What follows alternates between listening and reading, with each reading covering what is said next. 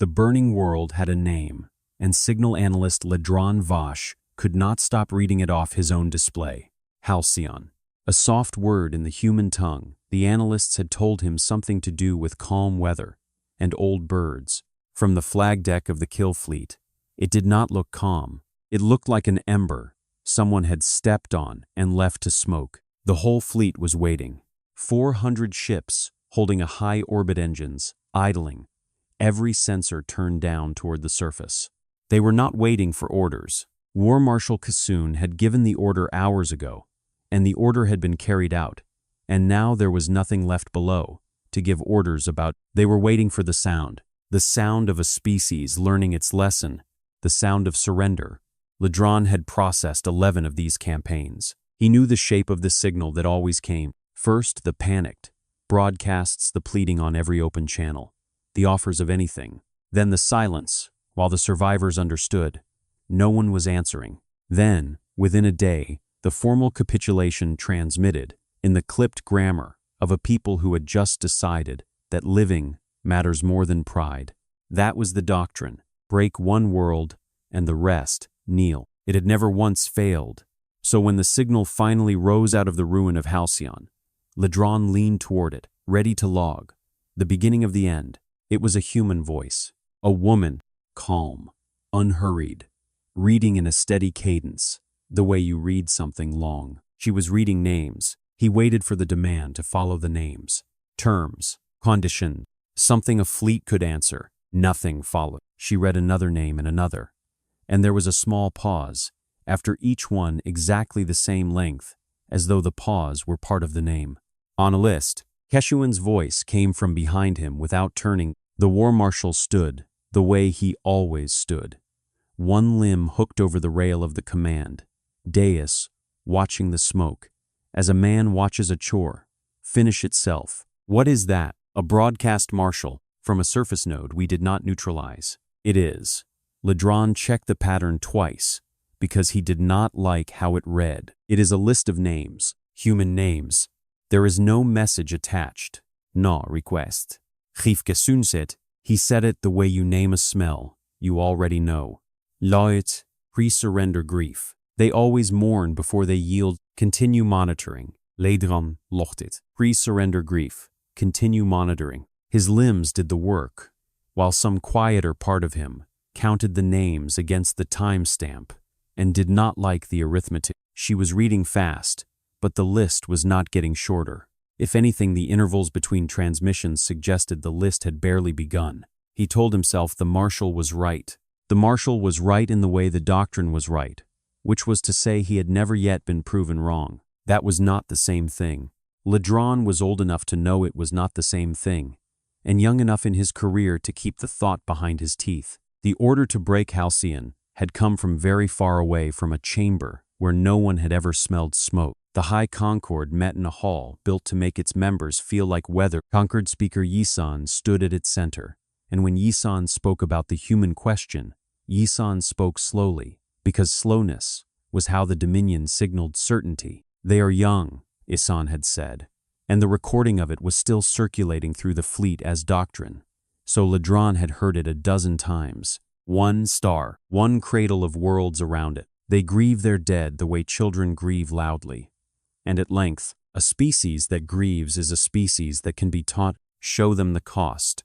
The cost teaches faster than any argument. Break the smallest of their worlds, and the rest will understand what we can do, and they will come to us with their heads low, as every young species does. It was a good speech. It had the weight of 11 successful campaigns behind it, and it contained the one assumption the Dominion had never thought to question, because questioning it had never been necessary. That grief and surrender were the same road, and that a species walking the first had already committed to the second. Ledron had seen the woman before he ever heard her reading names, though he did not connect the two until much later, and by then, it was the kind of thing you could not unsee. 3 days before the fleet arrived, going through Halcyon's public archive to build a target profile, he had pulled an old civilian broadcast almost at random. Local programming, nothing tactical.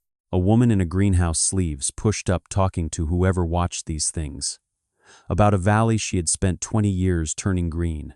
Her name, the archive said, was Elena Marsh, 44 years old, a botanist. She had come to Halcyon when it was mostly rock and stubborn weather, and she had spent 2 decades coaxing a valley into growing things, and she kept a greenhouse full of seeds. She had catalogued herself, each one labeled in her own hand. Some of them from plants that no longer existed anywhere else. In the broadcast, she was holding a paper packet up to the light and saying something about how you could tell a good seed from a dead one by the weight of it in your palm. Ledron had watched 40 seconds of it and moved on, because a botanist was not a military asset, and the profile did not require her. He had not thought about her again.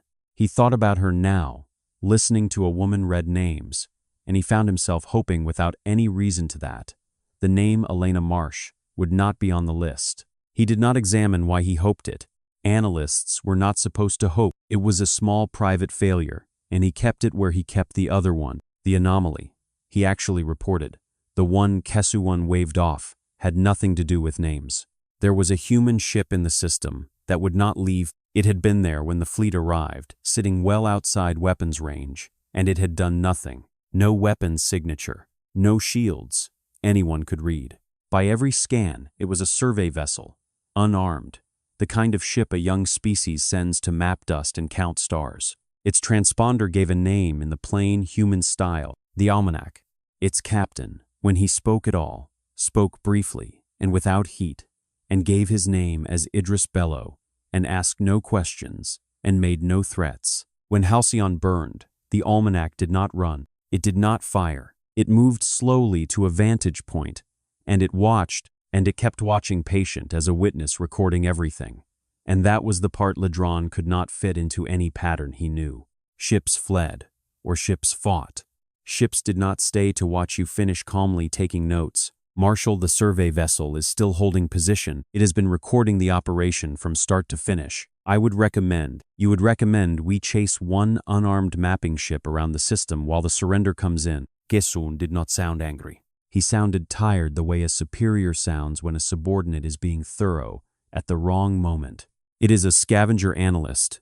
They send them to count the dead and cry about it later. Send a patrol squadron to clear it, if it bothers you so much. 6 ships. Do not bring it to me again. So Ledron sent the patrol squadron. 6 ships, a routine sweep, the kind of order that was closed and forgotten before the ships had finished turning. He logged their departure and went back to the woman reading names, who had by then read a great many and showed no sign of stopping, and whose voice had not once wavered or broken or done any of the things a grieving voice was supposed to do. That was the detail that stayed with him.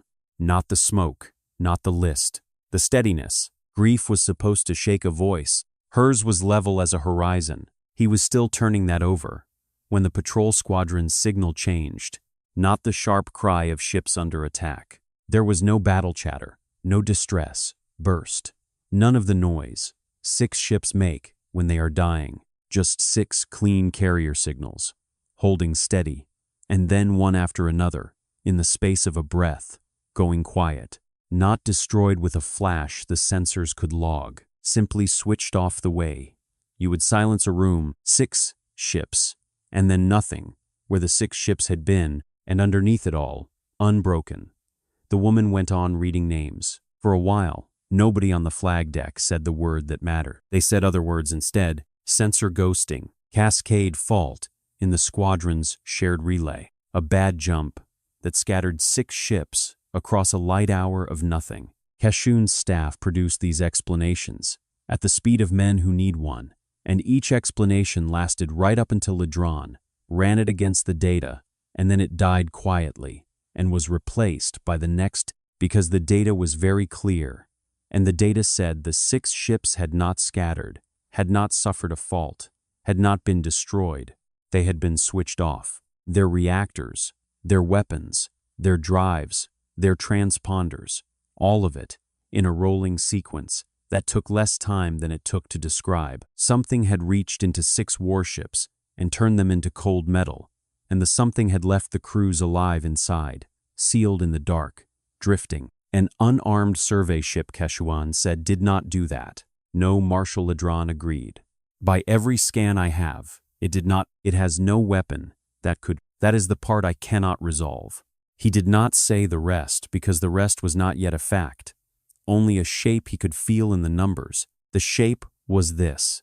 The almanac had done exactly what an unarmed ship could not do, which meant either the scans were wrong about the ship or the scans were wrong about what counted as a weapon. Both possibilities frightened him, and one of them frightened him more, and he did not yet know which. Far away in the hall, built like weather, the High Conquered received the news of Halcyon and was pleased. Conquered speaker Yisan read the fleet's report to the assembled voices, and the report was good. The target world had been broken cleanly. No fleet had risen to defend it, which confirmed what the Conquered had always believed, that the humans kept a single home fleet and would not spend it on an outlying farm world. Civilian broadcasts from the surface had ceased, and the humans, predictably, had begun to mourn. They are transmitting a list of their dead, Isan told the Conquered, reading the names aloud one at a time on an open channel, as if the reading were a kind of ceremony. Our analysts assess it as grief, pre-surrender grief. The pattern is familiar. It precedes capitulation in 8 of the last 11 subject species. Isan let the slowness gather. We will hold the fleet in place. We will let them finish grieving. And when they are done, they will speak to us in the only grammar the grieving ever learn, which is the grammar of terms. It was recorded as everything in the Concord was recorded into the permanent minute. Pre-surrender, grief. Continue monitoring. Await terms. The minute did not note that no subject species had ever before capitulating disabled 6 warships without firing. The minute did not note it because no one raised it. The report from the fleet had described the loss of the patrol squadron as an unresolved sensor anomaly, because that was how Kesuan had chosen to describe it, and a war marshal's phrasing became truth by the time it reached the Conquered. So the Conquered went on being pleased, and the minute went on saying grief. And both of these things would matter later, in the way that a thing you wrote down while you were wrong will always matter later. Ledron spent the next shift building a reconstruction of the patrol squadron's last minutes because no one had ordered him not to, and because he could not leave it alone. He had the 6 ships' final telemetry, the fragments they had transmitted in the instant before they went dark. He had the almanac's position logged continuously by the fleet's own sensors. He had the timing, and when he laid the 3 together, the picture that assembled itself was not the picture of a fight. The almanac had let the patrol come. It had held still and let 6 warships close to killing range. And the 6 warships had been confident because they were closing on a mapping ship. And a mapping ship is not a thing you approach carefully. And at the moment they committed, the almanac had done something to them that left no burn, no breach, no wreckage. It had simply reached across the gap and unmade them as functioning ships. Then it had done one more thing. And this was the thing Ledron kept returning to. It had transmitted, on an open channel in the clear, a short message in the human tongue, addressed to no one in particular. The translation was clean, because the humans had not tried to encrypt it. They had wanted it read. 6 of yours are cold and drifting. All 6 crews are alive. We are leaving them that way. Recover them. That was all. A ship that could unmake 6 warships without a shot had used its one message not to threaten and not to gloat, but to tell the enemy where to find its own survivors, and to make sure the enemy knew the survivors had been left alive on purpose. Ledron sat with that for a long time. He was a signal analyst. His whole profession was the reading of intent from pattern, and he could not remember a pattern that read like this one. A threat wants you afraid.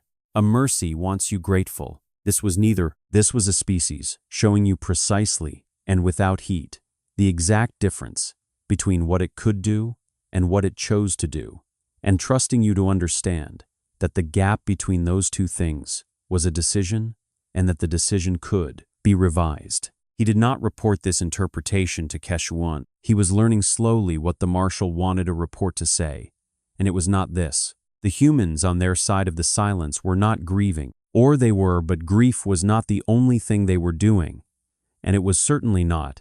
Instead of anything, Admiral Nadia Cole stood in a command room that did not look like a command room. It looked like an office someone had lived in too long. There was a whiteboard on one wall, with a stain in the corner, where a marker had bled through years ago and never come out. There was a mug of coffee that had gone cold an hour ago, and would go colder. Cole herself was a compact woman, with a voice that never rose, because it had never needed to. The almanac's recordings had reached her. 11,000 names had reached her.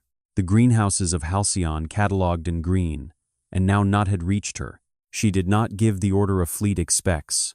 After something like Halcyon, she did not say attack, or avenge, or destroy. She looked at the list of the dead, and then she looked at the officer beside her, and she said very evenly, "Start reading them out. All of them, slowly, on an open channel where they can hear it, a pause, and begin counting." "Counting what, Admiral?" "Everything," Cole said. "Their ships, their yards, their patrol density, every place they think we can't see. I want a number. By the time we reach the last name." The officer did not ask what happened when they reached the last name. It was not the kind of question you asked in that room. He began to read, and so the roll of Halcyon went out across the dark, one name at a time each, with its small identical pause, and to the Vaelthi, it sounded like a species weeping itself towards surrender. And it was not that at all. It was a clock. It was a species doing two things at once, with the patience of people who had done both before. Mourning its dead out loud, so the murderers would have to listen. And underneath the mourning, in a quieter room beginning to count, on the flag deck, Ledron had started counting too, though he did not know yet that he and the humans were counting toward the same place. He had begun, out of nothing but analyst's habit, to tally the names as they came. There was no tactical reason. He simply wanted to know how long the grief would last, so he could tell the marshal when to expect the terms. So he counted, and the counting was what first made him afraid, before he had any other reason to be, because the list did not behave like grief. Grief has a shape. It rises, it crests, it exhausts itself. 11 of these campaigns had taught Ledron the shape of a species mourning, and it always burned hottest at the start, and thinned toward the end, as the survivors ran out of strength. This list did the opposite. The voice reading it never tired. The pauses never shortened, never lengthened, held exactly even name after name after name, as though the reader had all the time that would ever exist and intended to use it. By the end of his shift, he had counted past 400 names, and the reader showed no sign of nearing the end, and the pace had not moved by a fraction. He looked at his own tally, 400, and climbing, and he understood something that put a cold weight low in his body. They were not counting up to the end of their grief. They were counting towards something. The number meant something, and whatever it meant, they were going to reach it exactly on time. War Marshal Keshuan's answer to a problem was always to make it larger, and so his answer to the silence from the humans was to break something else. He chose a place called Tessic Reach, a human refueling station on the edge of the map systems, a nothing place, a few hundred crew, and a fuel depot. In the doctrine, it was not even a target. It was a message. The logic was old, and it had never failed. When a broken species mourns too long, instead of surrendering, you remind them of the cost, and the reminder shortens the mourning. Break the small world. If they hesitate, break a smaller thing again. Fear compounds. They are testing our patience. Keshuan told the flag deck, watching Tessic Reach on the display, the way he had watched Halcyon, one limb hooked over the rail. So we will spend some. Take the station. Leave the crew a channel to broadcast their fear on. Grief is slow. Terror is fast. Let us give them something faster to feel. Ledron logged the order and felt the cold weight in him shift, because he had by now read the almanac's one message enough times to know what these humans did with a channel left open. They did not broadcast fear. They read names. Tessic Reach fell in under an hour. It had no defense worth the word. And then the fleet held station and waited exactly as it had waited over Halcyon, for the terror to do its work, for the humans to break faster. Now that the cost had been paid twice, the humans did not break faster. The humans did not break at all. The reading of the roll went on unbroken, and to it were simply added in the same level voice the names of the dead of Tessic Reach folded into the list, as though they had always belonged there. No new panics. No acceleration toward surrender. The second terror had landed on the first, and produced nothing but a longer list, read in the same steady cadence. And the cadence, unnerved, Ledron more than any scream would have. Hessun had spent a cost expecting it to buy fear, and it had bought him more names. And more names were the one currency he did not know how to read. It was after Tessic Reach that Ledron found the thing that changed the shape of his fear. From something he could carry to something he could not. He had been comparing the human ships across their engagements. Not many engagements yet. A handful of skirmishes at the fleet's edges, where Veilthi patrols had brushed against human vessels and come away broken or come away lucky. He built profiles of the human ships from each contact, the way he built everything patiently to have the picture ready when the marshal finally wanted it. And the profiles did not match, not in the way that different ships do not match, in the way that the same ship did not match itself from one week to the next. A human vessel that in the first contact had a weakness in the timing of its shields, a fractional gap an attacker could exploit appeared in the second contact, with the gap closed. A tactic that had worked against them once, exactly, once never worked a second time. In the third contact, they were not merely defending against the tactic, they were baiting Veilthi commanders into using it, because they had already built the counter and wanted it spent between one engagement and the next in days. Sometimes less. The humans had studied the way they had been hurt and rebuilt themselves so it could not happen again. Ledron had spent his career reading enemies.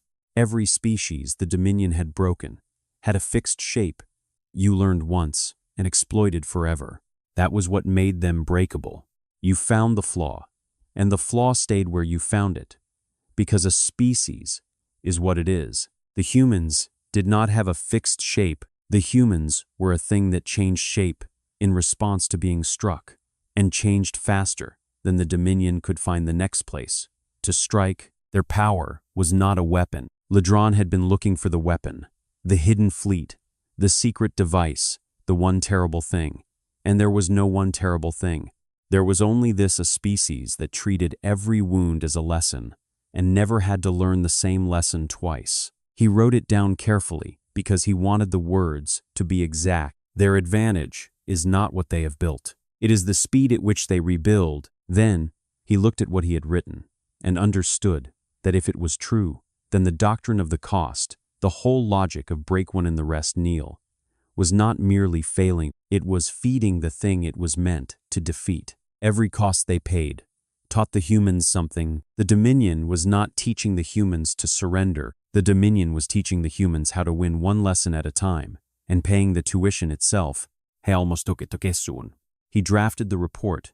He got as far as the summary line, and then he thought about how the loss of the 6 ships had become a sensor anomaly. The moment it reached the marshal's mouth, and he understood that this report would suffer the same fate, and he'd have spent his credibility on a truth no one would let him. So he did something he had never done in 11 campaigns. He held the report back and kept building it, and told himself he was waiting for more certainty, and knew that was only part of the reason. In the office that did not look like a command room, a junior officer asked Admiral Cole the question. Everyone in the Dominion was also asking, though the Dominion did not know how to ask it out loud. Yet, Admiral, they're going to send an envoy eventually. They'll want to know what they're facing. What do I tell them if they ask how many ships we have? Cole was looking at the whiteboard at the stain in the corner that had been there longer than the war. She did not turn around. You don't tell them a number, she said. A number is something they can plan against. 40 ships. They plan for 40. 400. They plan for 400. The moment you give them a number, you've told them the edge of you, and they'll spend the rest of the war trying to reach it. She picked up the cold mug, looked at it, set it down. If they ask how many ships we have, you tell them we haven't finished building them. Then you go back to reading the names. The officer wrote it down. Cole was already looking at the count that was coming in from the quiet room, the tally of Veilthi ships and yards, and patrol routes, the picture of the enemy assembling itself against the roll of the dead. The number on her side of the board was getting larger too. She did not smile at it. She simply noted where it stood and how far there was still to go, and turned back to the list. The reveal, when it came to Ledron as a routine reconciliation, which is how the worst things usually arrive. He was cross-checking the fleet's star charts against the actual sensor returns, cleaning up discrepancies. The sort of housekeeping an analyst does when he is avoiding a report he does not want to file. One system on the charts was marked empty, human adjacent, catalogued years ago by a Dominion survey, listed as a dead system, no habitable worlds, no strategic value, nothing. A place you flew past. The sensor returns from that system did not read as empty. He ran it again, thinking it was a fault. Wanting it to be a fault. It was not a fault. In the system, the charts called empty, patient, and quiet, and making no broadcast at all, sat 206 human warships. Not drifting, not derelict, fueled, crewed, holding formation, waiting in a place the Dominion had flown past for years, because the Dominion had written empty on the chart and never looked again. 206. In one system, a system that did not officially exist as anything but a name, Ledron pulled up the star charts. All of them, every system the Dominion had ever marked as empty, or dead, or not worth. A second survey. The vast, quiet margins of the map that no one checked because there was nothing there to check. He looked at the sheer number of them, the hundreds of nothing places threaded through human space, and he felt the floor of his certainty give way beneath him. They had never wondered what the humans did with all that empty space. It had never occurred to anyone to wonder. Empty was empty. He did not yet have the returns from the other systems. He had one, but he had all at once the terrible arithmetic of it, and he sat on the flag deck of a fleet that believed it was waiting for a broken species to surrender, and he understood that the word empty on a Dominion chart did not mean empty. It had never meant empty. It meant not yet looked at. The other systems came back one at a time, and each one took something from Ledron that he did not get back. He had stopped waiting for permission. He fed the fleet's long-range arrays, every dead system on the Dominion charts, one after another, the whole quiet margin of the map, and he watched the word empty fail again and again in the same way. A system marked barren holding 81 ships. A system marked a navigational hazard, a void holding a shipyard, a real one, vast and lit and working ships in every stage of build, sliding off the ways, even as he watched. A system with no entry on the chart at all, only a number holding more than he could count in a single pass. He kept a running total, because he did not know how to stop. It was the analyst in him, the same reflex that had made him count the names. 206 became 400, 400 became 600. He passed 844 confirmed hulls, and the arrays were still resolving new systems, and he understood that 844 was not a number that meant anything except more than we thought and are not done thinking. This was the thing the doctrine could not hold. The Dominion had imagined humanity as a single cradle of worlds around a single star with a single fleet to spend. It had built its entire war on that picture. And the picture was not merely wrong in scale, it was wrong in kind. The humans had not hidden a fleet. A hidden fleet is a finite thing. You find it, you break it, it is gone. The humans had spread the making of fleets across 40 systems quietly for years, in all the places the Dominion had written off, so that there was no fleet to find, only an engine that produced them faster than anyone could destroy what it had already made. You could not break it by winning a battle. You could not break it by winning 10. As long as the engine ran, the ships kept coming, and the engine ran everywhere at once. Ledron finally filed his report. He filed it because it no longer mattered whether Kesuan believed him, because the thing in the report was about to arrive, whether it was believed or not. It arrived as a change in the dark. The fleet had been holding its high orbit for 11 days, waiting for a surrender, listening to a species read the names of its dead. And on the 11th day, the long-range arrays began to fill with signatures from every bearing, at once coming out of the quiet margins of the map, the 81 and the 206, and the shipyard's newest children, 40 fleets worth of ships converging on the position of the kill fleet, with the unhurried certainty of something that had known exactly where it was going for a long time. Kesuan stood at the rail and watched his display fill up, and for the first time in Ledron's experience of him, the war marshal, said nothing at all. Then he gave the order he knew how to give: full defensive posture. Concentrate fire. He was a competent commander. If the humans wanted a battle, he would give them one. And he still even now half believed it could be won. Because 11 campaigns will do that to a man. He ordered the fleet to make ready, and he waited for the humans to come in the way. Fleets come hard and fast, and aiming for the throat. They did not come that way. What the humans did instead was the beginning of the thing Ledron would spend the rest of his life trying to explain to people who had not seen it. They had the fleet surrounded. 40 fleets against 400 ships is not a battle. It is an arithmetic, and everyone on both sides knew the arithmetic. The Vaelthi kill fleet was in that moment entirely inside the reach of a species. It had spent 11 days trying to terrorize into surrender, a species whose farm world it had burned and whose fuel station it had broken to make a point. The humans could have answered Halcyon with Halcyon. They had the ships to do to the Vaelthi exactly what the Vaelthi had done, and more, and no one anywhere could have stopped them. They did not fire on a single Vaelthi world. Ledron watched the human formations move, and they did not move toward the Dominion's home.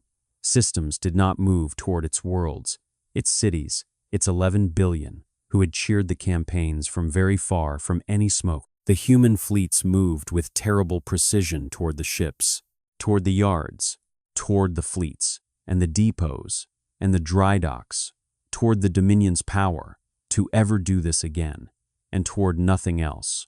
The first human strike of the war landed not on a Vaelthi world, but on a Vaelthi shipyard, and it was surgical, and it was patient, and when it was done, the yard was cold and dark, and its workers were alive and evacuating in orderly lines. Toward transports the humans had left them room to reach. Ledron understood watching it what he had read in that first message over Halcyon. The one about the 6 drifting crews. Recover them. This was that message written across a war. The humans were showing the Dominion, at the scale of a galaxy, now the exact and deliberate difference between what they could do and what they chose to do. And they were making the gap between those two things impossible to mistake for weakness and impossible to mistake for mercy, either because mercy is soft, and this was not soft. This was a decision made by people who had counted their dead all the way through and had decided precisely where to stop. On the flag deck, into the silence, the human channel went on reading names. It had reached by then into the thousands, and it did not stop reading them to fight. That was the part that broke something in Keshuan's staff. The humans were dismantling the Dominion's entire capacity for war with one hand, and with the other, in the same calm voice, they were still reading the roll of Halcyon name by name, as though the war were a thing happening on the side of the real work. And the real work was remembering. It went on for 6 days, and it was the most disciplined thing Ledron had ever watched, and the most frightening. Because discipline at that scale is not a mood. It is a decision held steady by many hands for a long time, and it does not slip. The humans took the Dominion apart the way a surgeon takes apart what is killing a patient. They moved from system to system along the war map, and in each one they found the fleets, and the yards, and the depots, and they unmade them. And they did it the way the almanac had unmade the 6 ships over Halcyon. Reactors first, then drives, then weapons, a rolling sequence that left a warship cold and whole and full of living crew, not wreckage, not fire, cold ships drifting, and a channel left open every time, so the Dominion could come and take its people back. Ledron kept expecting it to stop. He kept expecting the moment when the restraint would break, when a human commander who had seen Halcyon would decide that cold ships were not enough, that someone had to pay in the old currency. He had watched 11 campaigns. He knew what a fleet does when it is won and is angry. It does not leave the crews alive. The humans left the crews alive, every time, in system after system with the roll of the dead still reading in the background. They took away the Dominion's power to make war and left its people breathing. And they did it so consistently that Ledron finally understood it was not restraint at all, not in the way he had been thinking. Restraint is holding back an impulse, This was not holding anything back. This was the plan. The plan had always been to end the Dominion's ability to burn worlds and to leave its worlds unburned. And the plan did not waver because it had never contained the impulse it would have had to hold back. He saw one thing. He never reported because there were no words in his report format for it. A Vealthy cruiser crippled and cold had a reactor breach, starting a real one, the kind that kills the crew inside slowly. A human ship. The one that had crippled it did not leave it to die. It matched course, and it sent across the gap, not a weapon, but a repair party. Human engineers in the black, who stabilized the breach on an enemy ship so its enemy crew would not cook in the dark, and then withdrew and left the cruiser cold and safe and full of living Vealthy, who had 6 days before been part of a fleet that burned Halcyon. Ladron watched that on his display and did not log it, and did not tell anyone, and carried it the way he carried the other private things. Keshuan did not surrender, because Keshuan did not know how. It was not in him. He had spent his life as the instrument of the cost, and the cost had made him what he was.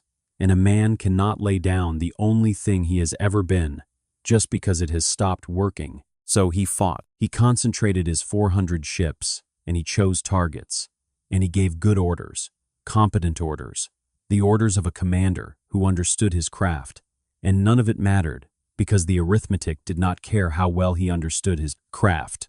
The humans absorbed his attacks and adapted to them each tactic, working once and never twice, and they closed the distance around his fleet with the patience of people who had all the time that would ever exist. On the 6th day, they came for the flagship. Ladron felt it before he read it. The flag deck, which had been loud with orders and countermeasures, and the particular noise of men refusing to understand that they had lost, went quiet because the display no longer supported the noise. The flagship was surrounded. Its escorts were cold and drifting. There was a human ship holding position off the bow, and Ladron did not need the transponder to know which one, but he read it anyway. The almanac. Idris Bello, who had watched Halcyon burn and taken notes, was here at the end, watching this too. Gessun stood at the rail. He gave the order to fire everything the flagship had. The flagship's weapons went cold before the order finished leaving his mouth. Reactors, drives, guns, the rolling sequence unhurried,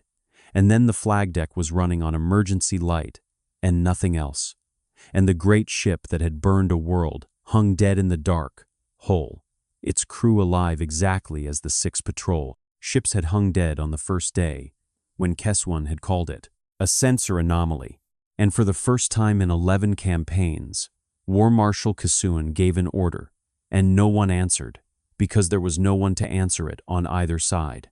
The humans were not offering him surrender terms. They were not demanding his. They had simply switched off his fleet and left him sitting in the dark, alive with a channel open, and on that channel, unbroken, unhurried, a human voice went on reading the names of the dead of Halcyon, and it had not, in 6 days of war, stopped once. Ladran, standing on the dead flag deck in the red emergency light, listened to the voice, reach another name, and pause, and read the next, and he understood that he had been wrong about the count from the very beginning. He had thought the humans were counting toward the end of their grief, and then he had thought they were counting toward the moment they would strike.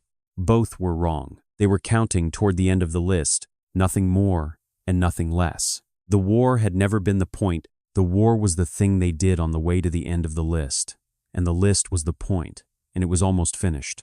The High Concord asked for peace before it understood that it had lost, which was the last mistake it made in the old way of thinking, and the most revealing. The request went out from the hall, built like weather, and it was worded as the Dominion, worded everything slowly with the assumption of standing. It did not ask for terms. It offered them.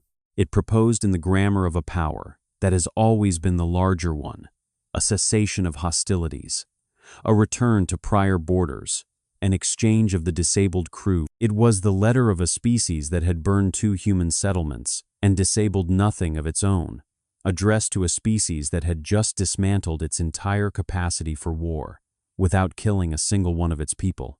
And the letter did not seem to know the difference. It could not know the difference. The difference was not a thing the Concord's grammar had words for. Concord speaker Yisan read the human question one more time into the permanent minute and made an assessment, and the assessment was recorded exactly as every assessment before it had been recorded. And this is what it said. The humans continue to transmit the names of their dead. Analysts assess the behavior as grief, pre-surrender behavior, await terms. It was written down at the very moment that 40 human fleets held every shipyard the Dominion owned cold and dark, and every war fleet the Dominion had built cold and drifting.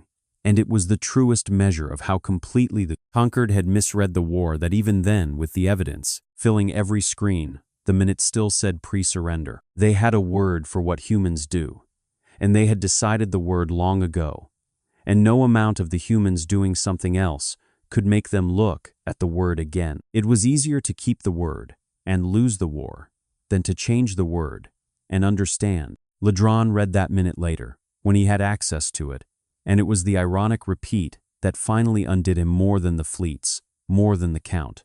A species can be forgiven for not knowing its enemy. It cannot be forgiven for writing grief over the top of its own destruction and filing it and moving on. The minute was not a record of what happened. It was a record of a certainty that would not let go, even as it killed the ones who held it. The humans answered the Concord's letter in person, which the Dominion had not expected, because the Dominion did not go in person to the defeated.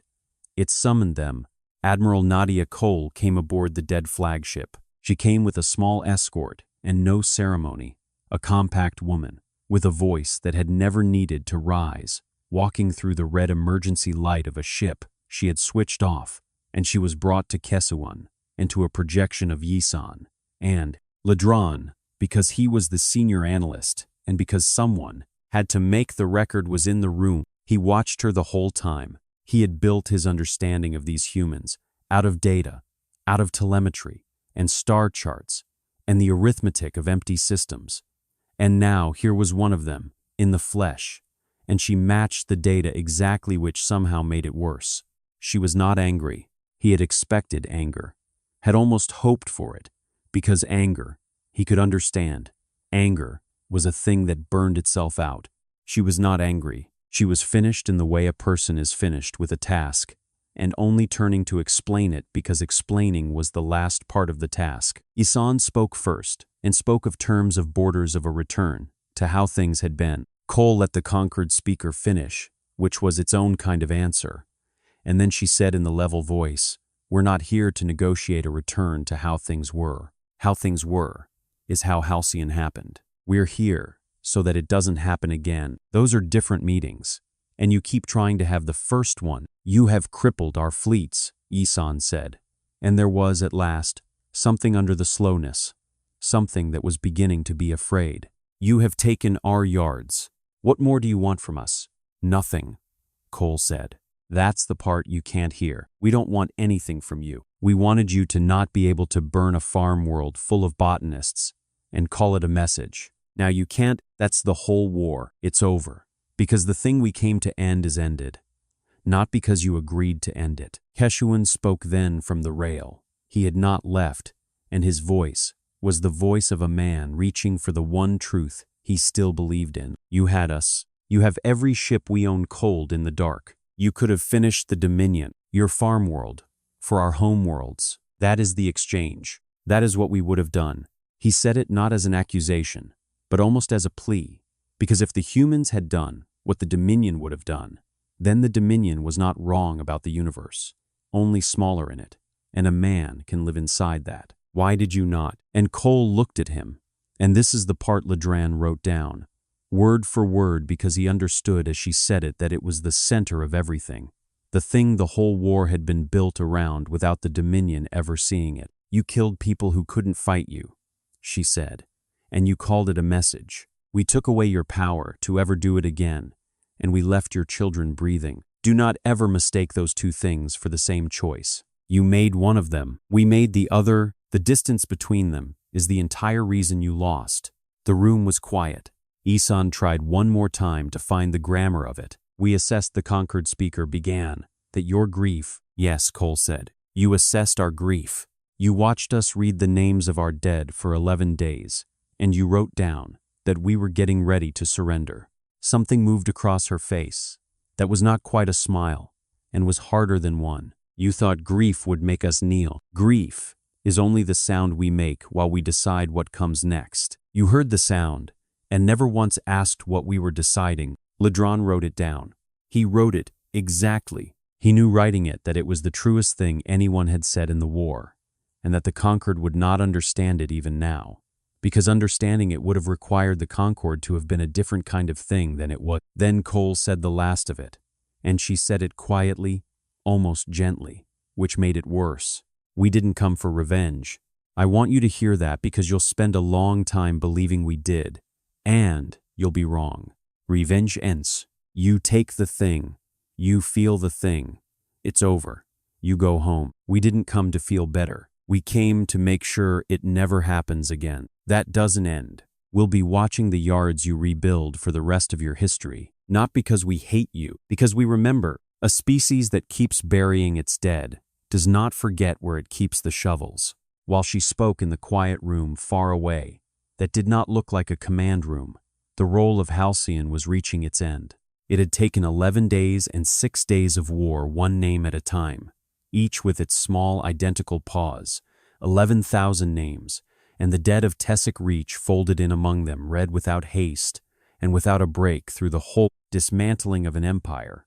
And now it was nearly done. Ledron had the channel open on his station.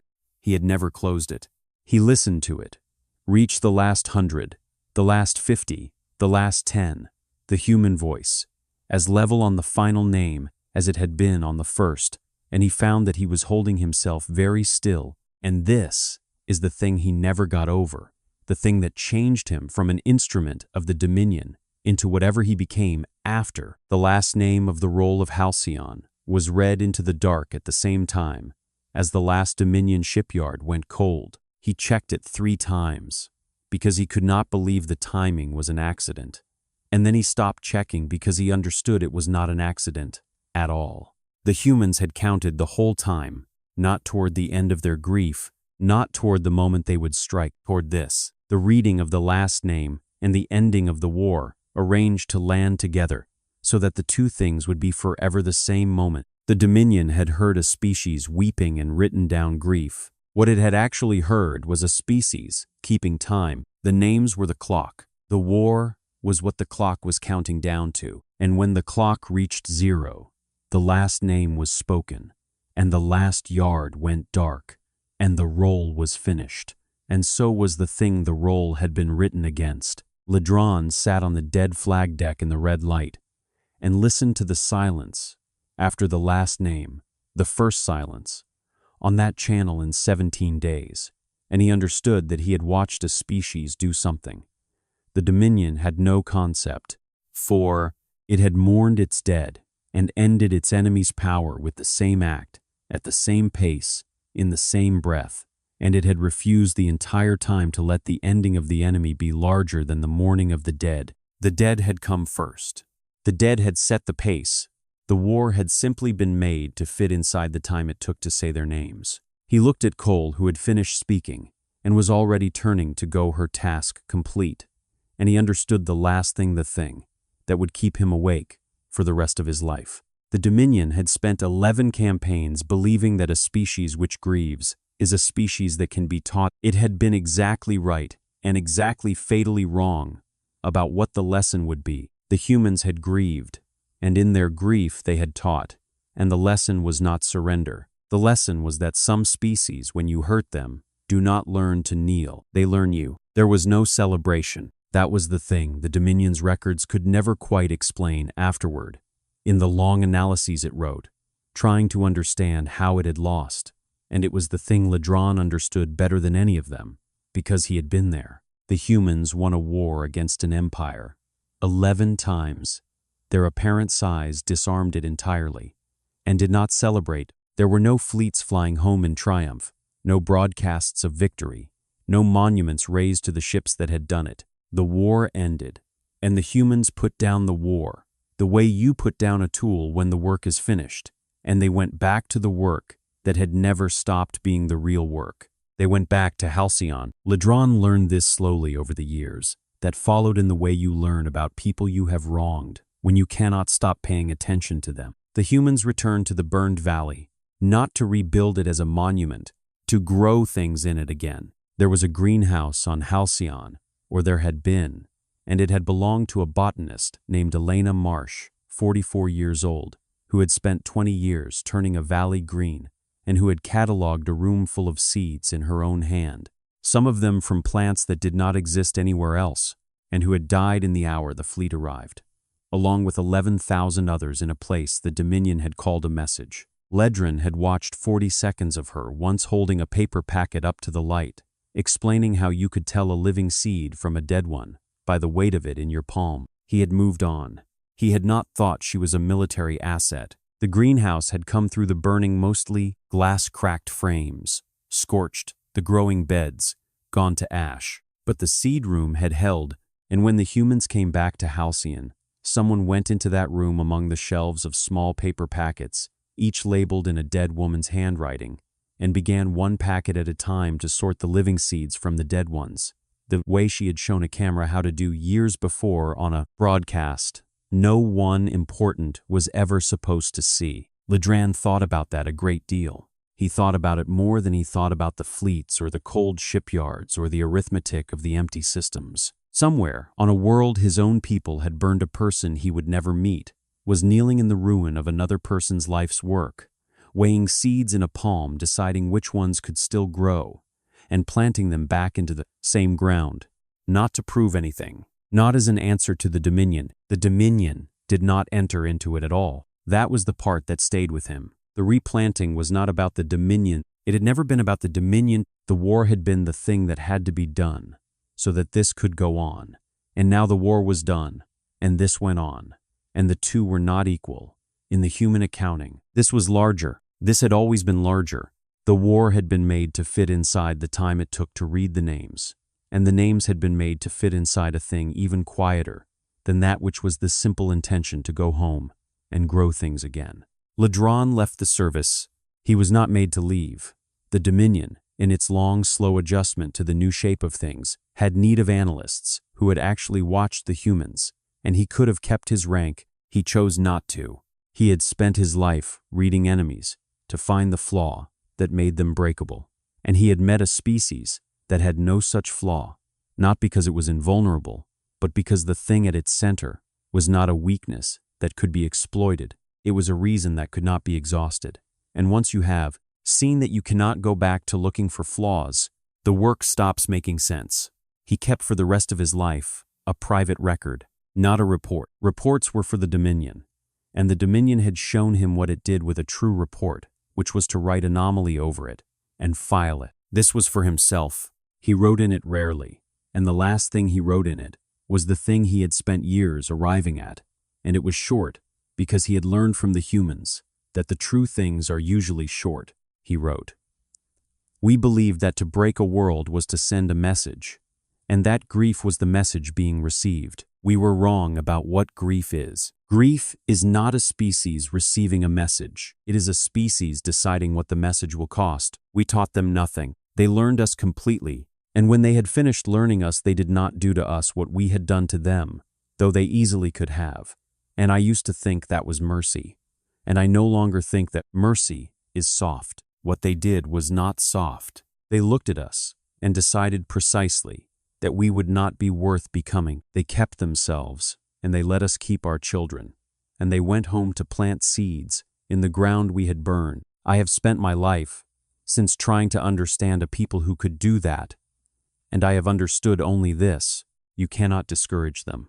You can hurt them, and they will bury their dead, and they will read every name, and while they read, they will decide what comes next, and what comes next will find you no matter where on the map.